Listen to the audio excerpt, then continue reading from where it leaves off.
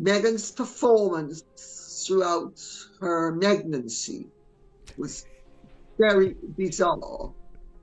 And whatever went on was definitely not what normally goes on, whether it was Meghan Caddy playing with the size of her bum or something else. There is a story there to come out, and I feel sorry for the royal family because they have been put in a no-win situation.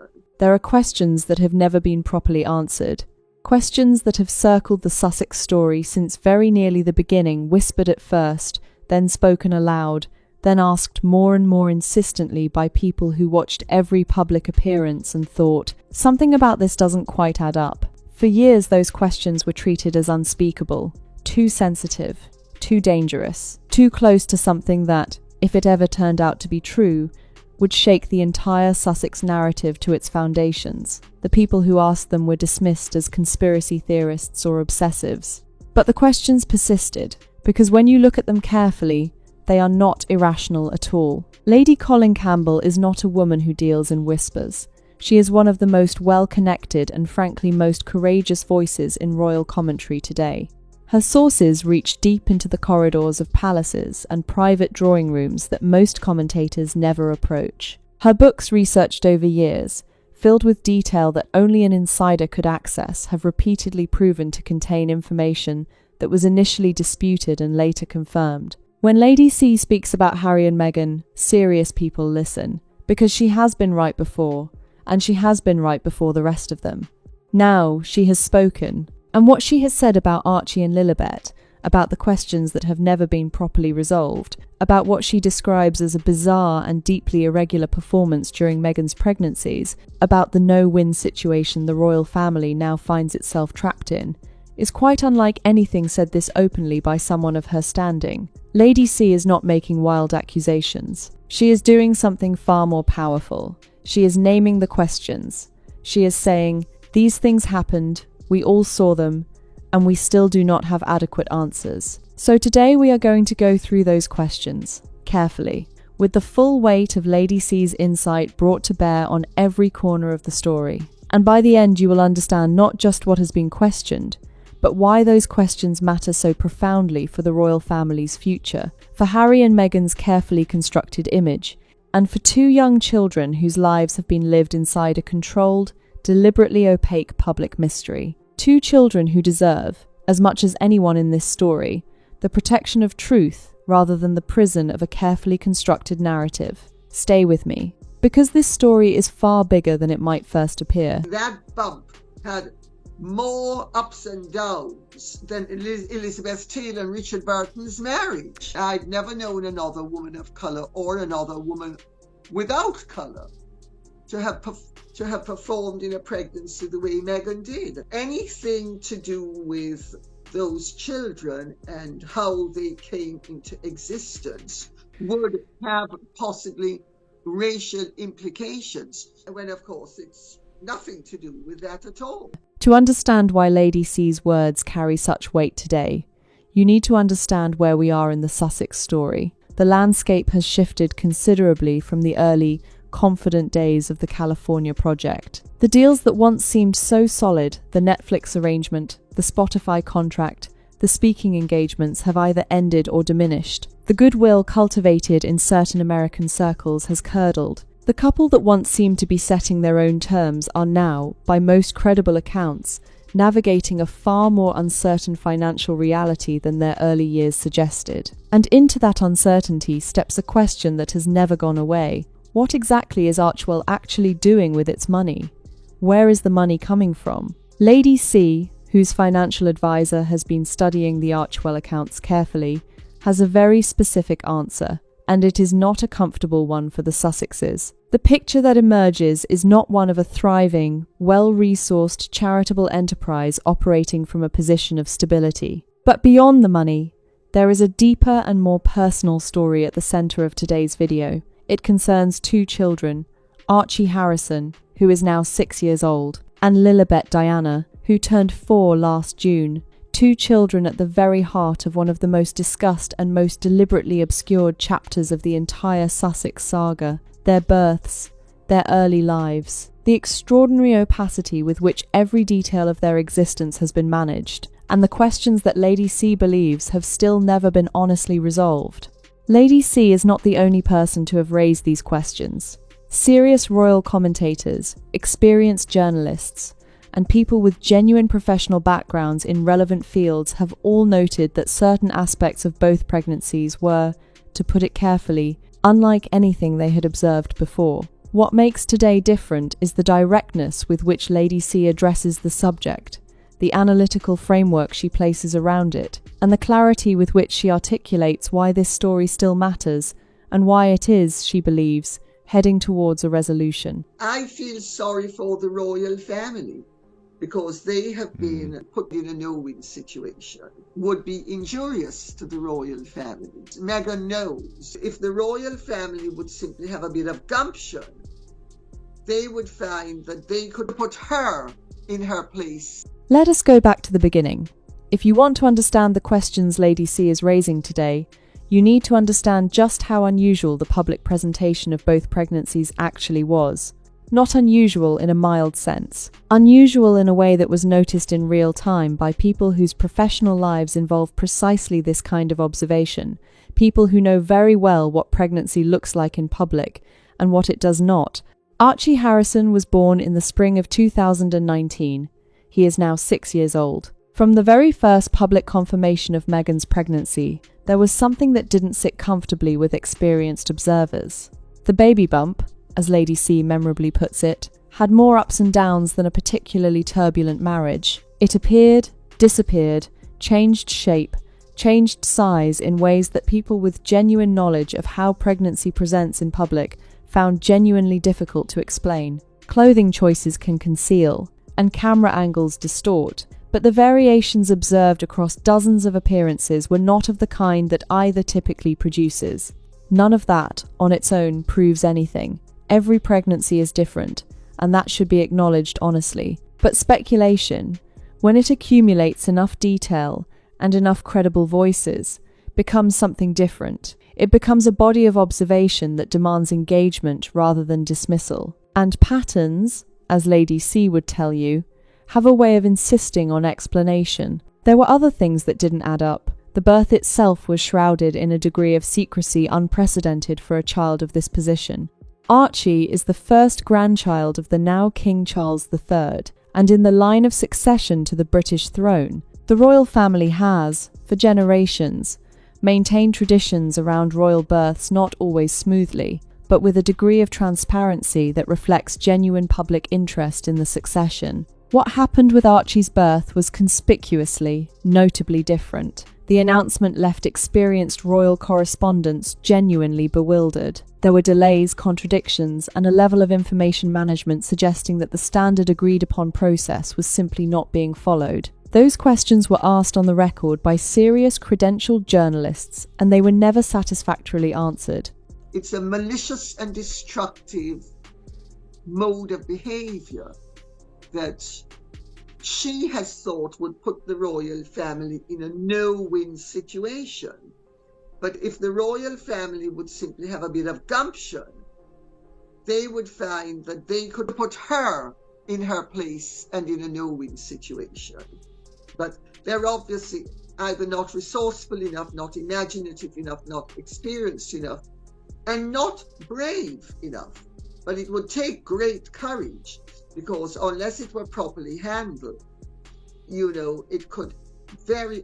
What is particularly striking about Lady C's contribution to this conversation is not merely that she raises these questions plenty of people have, it is the framework she places around them. Because Lady C understands, with a clarity born of decades of genuine proximity to how the monarchy operates, that the most dangerous aspect of these unanswered questions is not what they reveal about Meghan personally, it is what they reveal about the position the royal family has been strategically manoeuvred into. Think about this carefully. If there were ever a serious, credible revelation about the circumstances surrounding Archie and Lilibet's births, the royal family would face an almost impossible situation. Because Meghan has, from the very beginning, constructed her public identity around the claim that scrutiny of her is invariably racially motivated, around the idea that the royal family treated her children differently because of her heritage, Lady C is pointing to something quite extraordinary. She is suggesting that this race framing deployed so effectively in the Oprah interview, the Netflix series, in Spare may itself be functioning as a deliberate shield. A shield that makes it almost impossible for the royal family to engage with certain questions without being immediately accused of the very things Meghan has always accused them of. If Lady C's reading is correct, it is a masterclass in preemptive self-protection. Establish the narrative that any challenge is racially motivated, and every challenge, however legitimate, however well evidenced, can be dismissed within that frame. Lady C uses a very specific word when describing this. She calls it malicious, and in her vocabulary refined, precise, chosen carefully, that word carries real weight.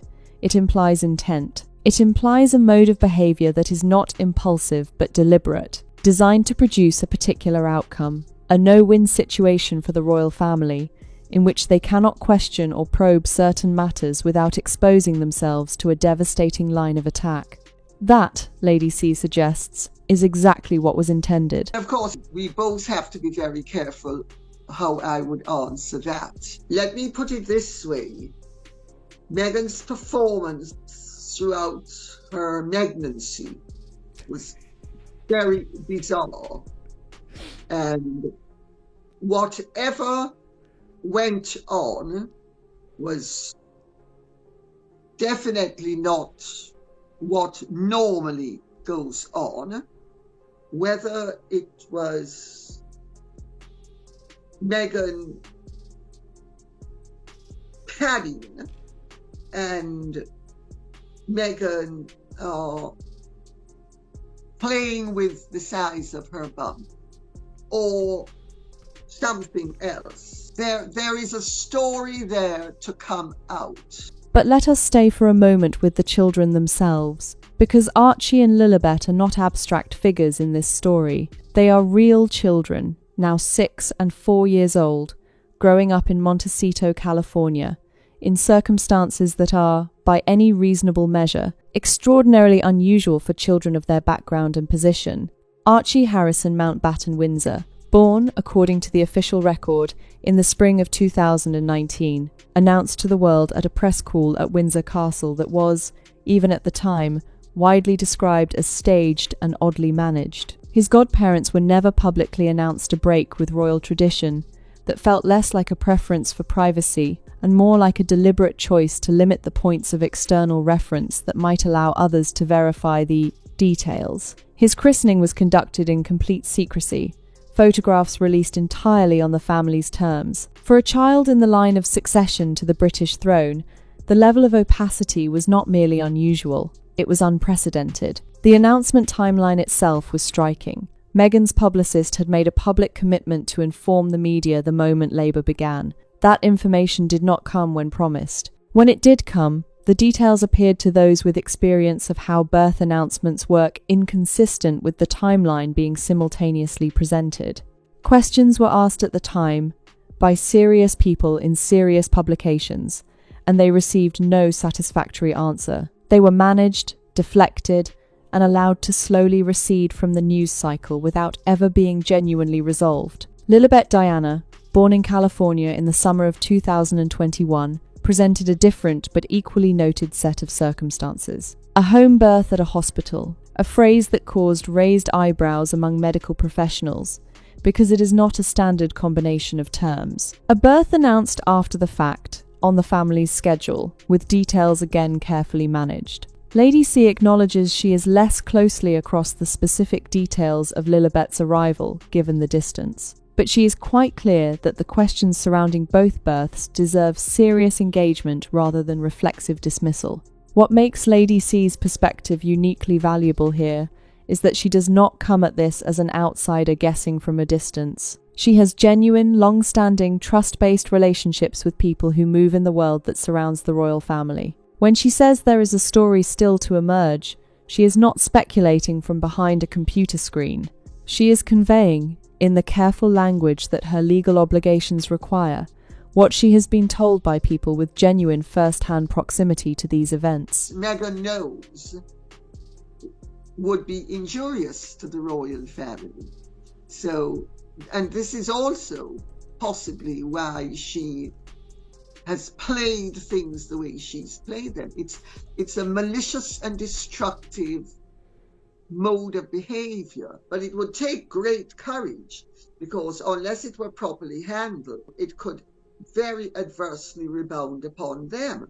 When Lady Colin Campbell speaks about the questions surrounding these births, she does so with a very specific kind of authority. Not just the authority of long experience and well-placed sources, though she has those in abundance, but also the authority of someone who has lived a life in which appearances and reality were not always the same thing.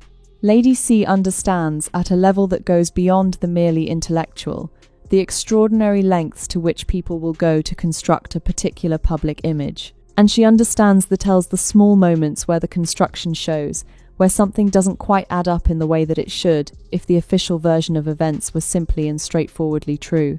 Her book about Meghan is one of the most meticulously researched works on the Duchess of Sussex in existence. Lady C spoke to people who knew Meghan before Harry, who worked with her on Suits and before, who were close during her first marriage, who loved her and felt profoundly let down by how that relationship ended. People who saw, at close quarters, a pattern of behaviour they recognised in retrospect as consistent and deliberate, rather than situational and accidental. From those conversations and those sources, she built a portrait of a woman who is, in her assessment, extraordinarily intelligent, extraordinarily calculating, and possessed of a self-awareness deficit that has followed her throughout adult life. On the pregnancy questions specifically, Lady C has been careful and consistent in everything she has said publicly. She does not state what she cannot prove. She does not make claims she cannot substantiate. What she does, and this is the mark of a genuinely skilled and legally responsible commentator, is name the questions clearly, note the publicly observable evidence of irregularity, and allow the audience to draw their own conclusions from what they themselves witnessed in real time. Because many people watching this did see those pregnancies unfold. They watched the public appearances. They noticed what Lady C noticed. They had the quiet, uncomfortable thought that something wasn't quite right, and then told themselves they were being ridiculous, or unfair, or unkind. Lady C is not telling those people something entirely new. She is giving them something considerably more valuable than new information: permission. Permission to trust what they sensed. Permission to take seriously the observations they made with their own eyes. Permission to ask questions they were told were unseemly. That, in the current climate, is an extraordinarily powerful thing to do. And it is precisely why today's conversation matters, not just as royal commentary, but as a moment in the longer story of what actually happened, and when, and why it was allowed to remain so carefully obscured. I think Meghan is going to prove to be like Angelina Jolie. There are some women who will do anything to work over a man. And children are fair game, and they will use the children. I have little doubt that if there was a divorce, unless it was in Meghan's worldly interest, she would bend over backwards to be as nasty as possible. That's just her personality. This is not the first time something about Meghan's public presentation has raised serious and persistent questions. Lady C has been pointing to patterns in Meghan's behaviour for years and has, on more than one occasion, been dismissed as excessively critical or personally motivated. That criticism has never quite landed as effectively as its proponents hoped, because Lady C's analysis has an inconvenient habit of proving accurate. Think about the patterns. The staff departures, personal assistants, communications directors, household staff that began almost immediately after Meghan joined the royal family, and have continued with remarkable consistency. Lady C identified this as a symptom of something fundamental very early, when others were still in the honeymoon phase of their coverage. She was not wrong. Think about the relationship with Meghan's own family, her father Thomas Markle, her half-sister Samantha Markle, the wider relatives who found themselves publicly discarded and then blamed for the estrangement Meghan had engineered, Lady C saw that pattern clearly and named it when it was unfashionable to do so. Events bore her out. And now here we are with the pregnancy questions. Questions that have been in the public domain since the spring of 2019. Questions raised by people with directly relevant professional expertise. Questions that have never been answered to the satisfaction of anyone who has looked at the evidence carefully. Lady C is telling us today that they have not gone away. They are not diminishing. They are, if anything, accumulating weight with each passing year they remain unanswered. The pattern is striking. At every stage of the Sussex story, questions have been raised, dismissed as conspiratorial or as racially motivated, and then quietly, over time, given considerably more credibility than they were initially afforded. The bullying complaints that emerged from Buckingham Palace staff, the specific spare claims later contradicted by other accounts, the Netflix series that contained moments that did not survive independent scrutiny. Each was treated at first as exaggeration or fantasy by those who preferred the official narrative. Each turned out to contain more substance than the official narrative acknowledged. Lady C has been ahead of that curve, consistently, for years, which is precisely why what she says today deserves to be taken seriously rather than waved away. I don't believe a thing that comes out of Harry and Meghan's mouth. I know the marriage is very volatile and very up and down, which it would be, because they're both pretty unstable and volatile individuals. I think they're both very toxic personalities. And two toxic personalities, when they're not fighting, everybody else will be fighting each other. And what of Harry? You cannot fully understand the story of Archie and Lilibet, the decisions made about how they are raised, what access others have to them without understanding the position their father finds himself in. A position that Lady C describes with precision and, notably, a degree of sympathy. Harry is 40 years old. He lives in Montecito, in a house encumbered by what Lady C describes as a massive mortgage, with progressively diminishing financial prospects. The income streams that looked so impressive in the early years of the California project have contracted. Some have ended entirely.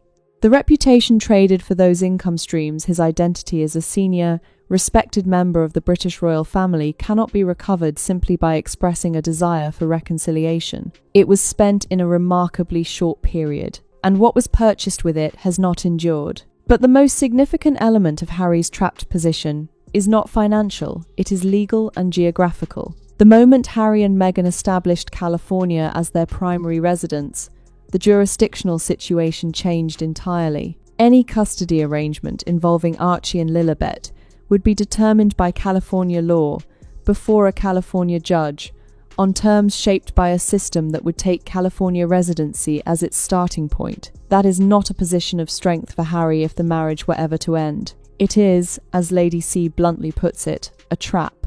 Lady C does not believe Harry is in a settled or happy place. She describes the Sussex marriage as volatile in a specific and concerning way, not the productive volatility of a passionate partnership that argues and emerges stronger, but something darker. Two people whose instabilities collide rather than complement. And the result played out behind the gates of a Montecito estate, far from the family networks that once gave Harry context and identity, is something that concerns people who knew him before Meghan, and who struggle to recognise what they see now. What does Harry know about the questions surrounding his children's births? What has he been told? What does he believe? Lady C does not claim to answer these questions, but she is quite clear that Harry's position geographically, legally, financially, emotionally is one of profound vulnerability. And that vulnerability, she implies, did not arise entirely by accident. My accounting genius said the interest that they earned for the year was on $222,000. That's the entire amount that they had permanently for the year in their investment account. They don't have a great deal of money.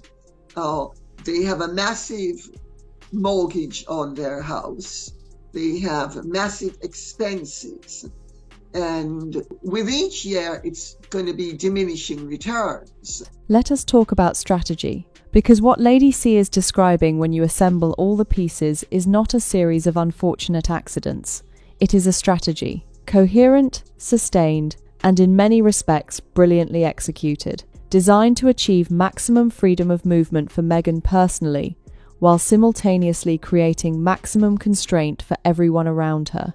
Think about how the architecture works. By constructing a public identity around victimhood, around the claim that scrutiny is invariably racially motivated, Meghan created a protective framework that makes any criticism immediately suspect. By moving to California, she secured a jurisdiction enormously favorable to her in any domestic dispute. By keeping every detail of her children's lives tightly controlled, she ensured the public version of events remained exclusively and permanently the version she chose to tell. And by maintaining the possibility of further revelations, another book, another interview, she has kept the royal family in defensive caution rather than confident confrontation. Lady C calls this sophisticated, and it is. She is honest enough to acknowledge that the sophistication is real, but she also notes the flaw in this kind of strategy. It requires perpetual maintenance. It requires the controlled version of events to remain perpetually more credible than the uncontrolled version. And that is an increasingly fragile position when the questions are as long-standing, as multiply-sourced, and as grounded in observable reality as the ones surrounding Archie and Lilibet. There is also the question of Archewell itself. Lady C's financial advisor has been examining the publicly filed accounts carefully. What those accounts show when read by someone who knows how to read them is not the picture of a thriving charitable enterprise. The interest earned on investments in the most recent filing period, a figure Lady C cites with striking precision, tells a very specific story about the scale of resources actually available to the operation on a day-to-day basis. Moving funds around is a common enough technique for making financial positions look more robust than they are, but it has limits. And those limits, she suggests, are being approached. The royal family, mindful of the fact that Meghan has played the colour card from the word go, and that anything to do with those children and how they came into existence, or the doubts as to how they came into existence, would have possibly racial implications. It's nothing to do with that at all. No. I mean, women of colour give birth every single day of the week without any irregularities. Let us be very precise about what is actually being questioned here, because precision matters enormously in a story of this sensitivity. Nobody of good faith, not Lady C, not the journalists who have covered this carefully, not the royal commentators who have raised these questions, is making a definitive factual claim about the circumstances of Archie or Lilibet's births. What they are doing is something rather different, identifying a series of inconsistencies, irregularities, and unexplained details all in the public domain, all publicly observable at the time, and asking, with complete legitimacy, why have these inconsistencies never been explained? The bump that changed shape and size in ways experienced observers found difficult to account for, the birth announcement that came in what appeared to be the wrong sequence, the arrival of a child in the line of succession, managed with unprecedented opacity, the christening in complete secrecy, the godparents never revealed, independent points of verification conspicuously absent. Each element might, in isolation, be explained away, but together they form a picture that Lady C does not find satisfactory, and she is not alone in that assessment. The people who have raised these questions most consistently are not for the most part people with an ideological motivation to do so. They include individuals with professional medical backgrounds who have spoken carefully on the basis of expertise. They include experienced royal correspondents who have covered dozens of royal births and found this one, in specific observable respects, unlike the others. The convergence of these different voices, from different backgrounds, is itself significant. The question of what the royal family knows or suspects Lady C addresses with characteristic delicacy. She suggests there are members of the family very aware that certain aspects of the Sussex story do not add up. That awareness, she implies, is itself part of the no-win situation. If you know, or strongly suspect, that the public account of certain events is not the full truth, and you know that challenging it will expose you to a devastating line of attack, what do? You do what the royal family has apparently been doing for some time. You wait, you watch carefully, and you trust with varying degrees of conviction and with patience that is surely not inexhaustible, that truth will eventually find its own way to the surface without anyone having to take the considerable risk of helping it there. My understanding is that there are members of the family who are very aware of the fact that the marriage is problematic. The family is not in close touch with him now. Even those members of the family who were closer to him are less in touch with him now than they used to be. And many of them will have nothing to do with him whatsoever. Now we need to talk about what is truly at stake. Because this story is not ultimately about one woman's pregnancy presentation or one foundation's financial accounts. It is about the future of two children who had no say in any of it. Archie and Lilibet, 6 and 4 years old, growing up in California, largely cut off from the family and country their father was born into, are at the center of a situation of profound and troubling complexity. A complexity not of their making, but which will shape their lives in ways that cannot yet be fully anticipated. Lady C raises a scenario that many who follow this story have quietly considered, but few have been willing to address openly. If Harry and Meghan were to separate, and Lady C makes clear she is not predicting this, only acknowledging that the marriage is volatile, and its future cannot be assumed, what would a California court actually do? Where would the primary custody presumption fall? What relationship would Harry be legally positioned to maintain with his children if Meghan chose to make that relationship difficult? And what say, if any, would the British royal family have in relation to two children who are, by blood and succession, part of something far larger than any individual custody arrangement?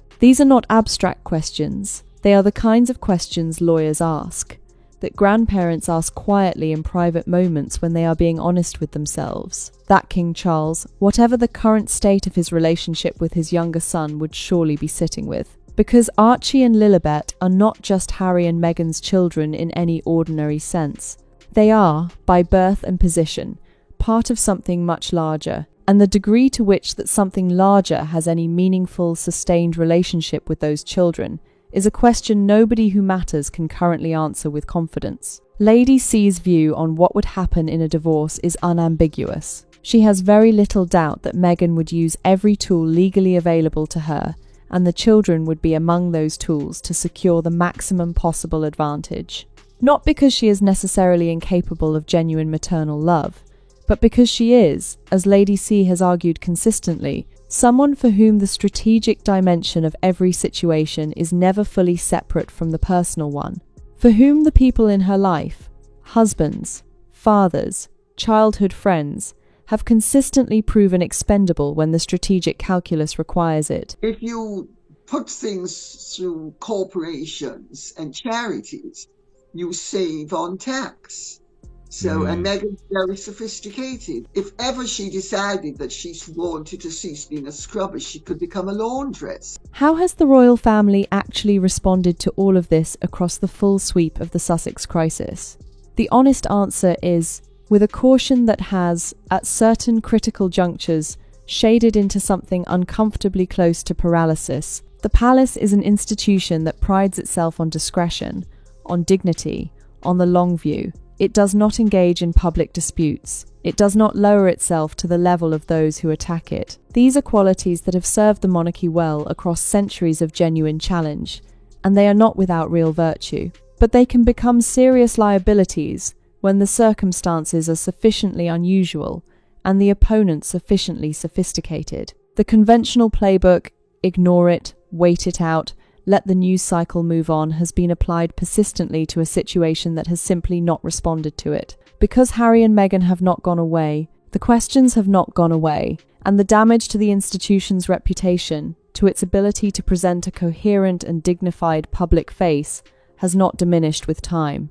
Lady C is not without sympathy for the difficulty of the palace's position. She understands why they have been cautious. She understands the specific danger the race framing creates, the way it functions as a tripwire, turning any defensive action into apparent confirmation of the very accusation being defended against. These are real constraints, and she acknowledges them honestly. But understanding why the palace has behaved as it has does not mean agreeing that it has behaved wisely, and Lady C does not agree. She thinks that with significantly more courage, her word, applied with characteristic directness, the royal family could have found a way to reframe this situation some time ago.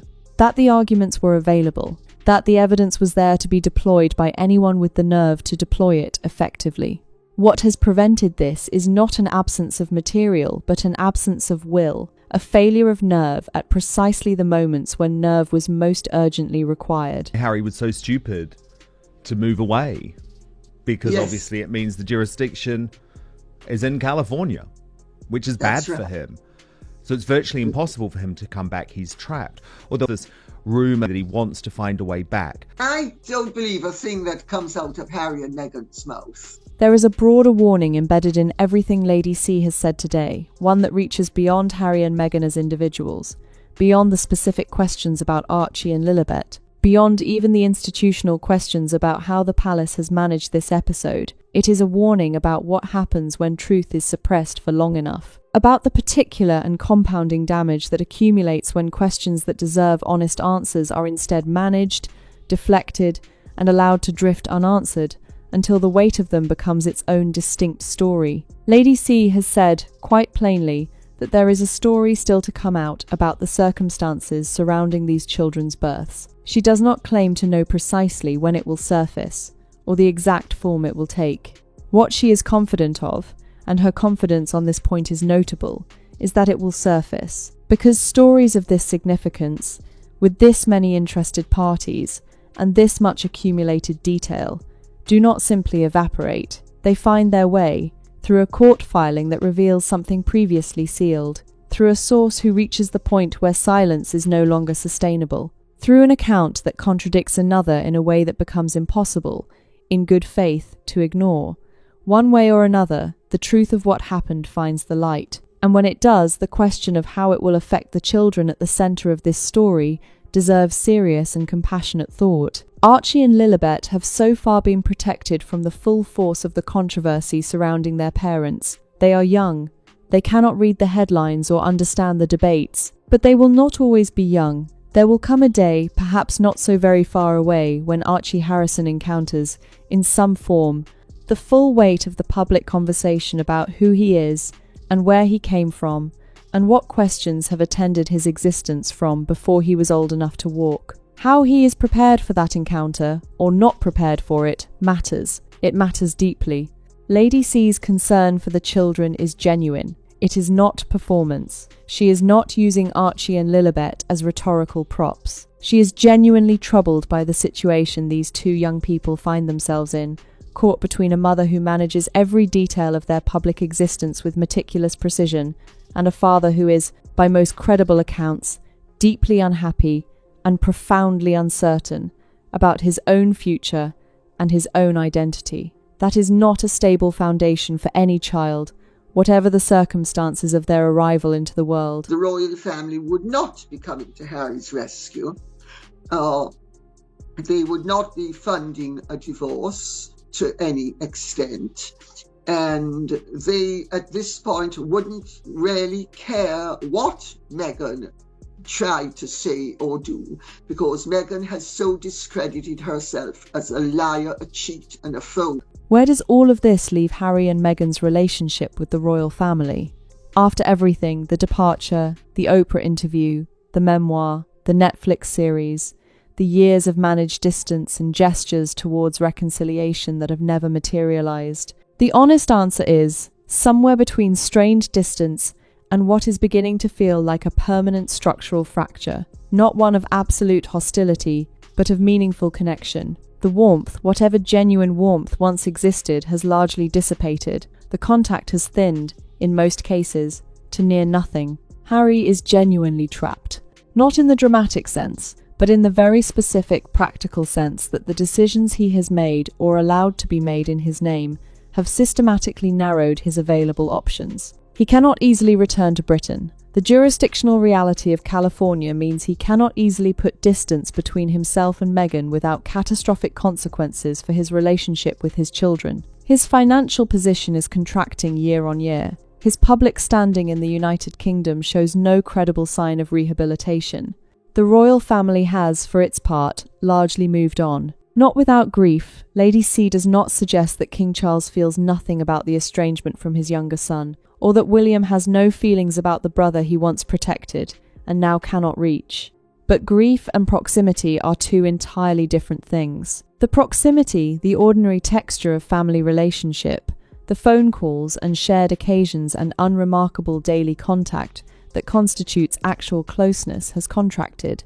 Lady C suggests, to the point where it barely exists at all. For Archie and Lilibet, the consequence is growing up with what amounts to a notional relationship with the wider royal family. A grandfather who is king, whom they may see once or twice a year at best. An uncle who is heir to the throne. Cousins George, Charlotte, Louis, who share their surname and bloodline but whose lived experience could not be more different. Archie and Lilibet may, in time, carry the titles of prince and princess. But the reality of belonging, the texture and substance and day-to-day presence of belonging, is something they are currently being denied. Let us zoom out and look at the full picture Lady C has been painting today. When you assemble all the pieces, the pregnancy questions, the Archwell finances, Harry's trapped position, the royal family's paralysis, the strategic brilliance and ultimate fragility of Meghan's constructed position, what you see is a situation of extraordinary interlocking complexity, one in which nearly every participant is constrained in some important way, nearly every truth is at least partially hidden, and the people who will ultimately bear the greatest weight of whatever the truth turns out to be are two children who had absolutely no say in any of it. The questions surrounding Archie and Lilibet's births are not going away. Lady C has said so with a calm confidence that should be taken seriously by anyone who has followed her track record. There is, she believes, a story still to emerge. It may come through legal proceedings that surface something previously sealed. It may come through a source who reaches the point where silence is no longer sustainable. However it comes, Lady C is confident that it will. And when it does, its implications for the Sussex narrative, for the royal family's institutional position, for the two young people being raised right now in Montecito, will be profound. This is not a slimmed down monarchy now. It's positively anorexic. And they need boots on the ground. I think Beatrice and Eugenie should be made. They would be good at it. They want to do it. And I always thought it was an act of folly, and I've been saying now for many years. And Lady C does not stop at the diagnosis. She has a very clear view of what the solution looks like, and it is not complicated. The monarchy is, as she sees it, suffering from a structural problem that predates Harry and Meghan's departure and was made catastrophically visible by it. A problem she has been naming for years, long before it became fashionable to do so. The royal family is simply too small. Too few working members bearing too much of the load, with too little support and too little presence across the country they are supposed to serve. Charles and William seem to have missed the point that being royal isn't only about what appears in the newspapers or on ITV at 10 or 98% of what they do goes unsung and is not reported in the mainstream media. The scale argument, Lady C points out, is one that the proponents of the slimmed-down model have consistently misunderstood. You cannot compare Britain's monarchy to Denmark's or Sweden's or Norway's and draw the conclusions that Charles and William have drawn. Those countries have tiny populations relative to the United Kingdom. The volume of charitable work, public engagement, and institutional representation required in this country is simply of a different order. The maths was always going to catch up with the slimmed-down project eventually. Harry and Meghan's departure simply accelerated the reckoning. Zara is not a member of the royal family, which people just don't seem to get. Her mother is a member of the royal family. It's a patrilineal system. It's not a matrilineal system. Princess Margaret used to say, just because my children have a mother who's a princess doesn't make them royal. Beatrice and Eugenie should be made. And this brings us quite directly back to Archie and Lilibet, because the question of who is and who is not a member of the royal family is not merely an abstract constitutional point. It has direct and immediate relevance to the two children at the heart of today's story. Their status, their titles, their relationship to the institution, the degree to which the royal family can or will maintain a meaningful connection with them, is shaped precisely by the rules Lady C has just described. Rules that Meghan has, Lady C implies, consistently presented in a way that suits her narrative rather than reflects the actual legal and constitutional position. In the meantime, the royal family continues to navigate. King Charles continues to reign with a focus and firmness Lady C clearly respects, even as she wishes he would find the courage to be more direct on certain matters. The Prince of Wales watches, waits, and formulates. William is not impulsive. He has learned from watching his father and grandmother that the long game is usually the right one. His long game, when it comes to Harry and Meghan and the many unresolved questions surrounding them, will play out on his terms and in his time. The monarchy is not, despite all of this, in crisis. Lady C is clear-eyed on this point. The institution has navigated challenges that made the Sussex situation look uncomplicated by comparison. It will navigate this too. But her diagnosis is that navigation requires courage, a willingness to engage with uncomfortable truths rather than perpetually waiting for them to resolve themselves. It requires, in short, exactly the quality she finds most currently lacking: the simple, unfashionable, extraordinarily difficult quality of nerve. And that, perhaps, is the most enduring thing Lady C has said today. In their last accounts, the interest that they earned for the year was on $222,000. That's the entire amount that they had permanently for the year in their investment account. They had a maximum of $11 million, which they have been playing around with. With each year, it's going to be diminishing returns. And the Archwell picture connects directly to something Lady C has addressed throughout this conversation, the question of sustainability, of how long a carefully constructed public image can be maintained when the financial foundations beneath it are contracting, and the goodwill that once sustained the commercial arrangements is no longer reliably available. The answer, she implies, is not indefinitely, and the moment the image begins to crack is the moment the questions that have been managed and deflected for years become rather harder to contain. I don't think it's positively volatile.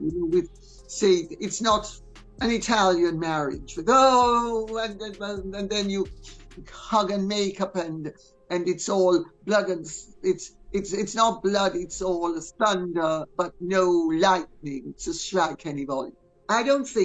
I think their marriage they're both very toxic personalities. And two toxic personalities, when they're not fighting, everybody else will be fighting each other. Because that is ultimately what Lady C is describing when she talks about the Sussex marriage, not a tabloid story about two difficult people, but a set of structural conditions that are putting enormous pressure on an already fragile arrangement. Two people whose instabilities collide rather than complement. A financial picture that is tightening.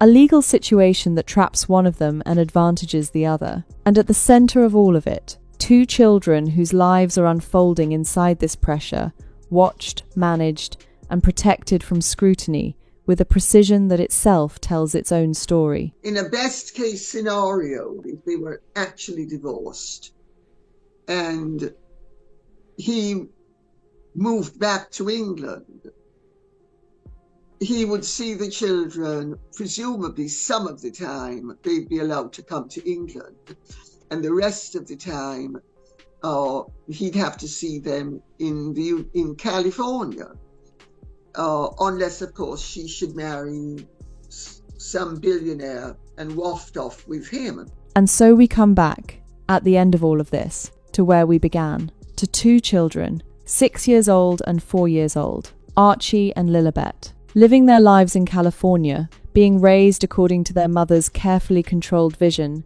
and their father's increasingly constrained acquiescence. Growing up not quite British, not quite royal, not quite connected to the family and the extraordinary inheritance that their bloodline represents. Lady Colin Campbell has been watching this story unfold since before most people understood what it was. She has been patient when patience was required, precise when precision was demanded, and courageous consistently, at personal cost, in terms of the criticism it has brought her when courage was what the moment called for. Today she has said something that many people have long privately sensed, and very few have been willing to articulate publicly. There is a story to come out. It concerns these children, their births, and the extraordinary irregularities that surrounded those births. It will come. She does not know when, but she is confident. When it does, everything we thought we understood about the Sussex story, the narrative of sacrifice and authenticity and courageous self-determination that Harry and Meghan have so carefully constructed, will need to be reconsidered. Not by royal experts or professional commentators, but by ordinary people, by the millions who have followed this story with genuine attention and genuine emotion, by those who watched those pregnancies unfold in real time, noticed something, and then told themselves they were being unkind, by people like you. So let me ask you something as we close today. If the questions Lady C is raising, the questions about those pregnancies, those births, that extraordinary opacity surrounding the arrival of two children who are in the line of succession, if those questions were ever answered definitively, in a way that contradicted the official account, what would that mean to you personally? And do you think the royal family has been too cautious, too paralysed by the race framing, too hesitant to pursue the truth Lady C believes is there to be found? I genuinely want to know your thoughts. Leave them in the comments below. This community's insight is part of what makes these conversations worth having. If today's video gave you something to think about, if Lady C's extraordinary candour and her willingness to ask the questions others won't gave you a moment of real illumination, then please do give this video a like. It costs you nothing and helps more people find us and join this conversation. And if you haven't yet subscribed to this channel, now is the moment. Every single day we bring you the royal stories that matter, told with depth and authority, and the honest engagement this subject deserves. Subscribe, hit the notification bell, and I will see you tomorrow.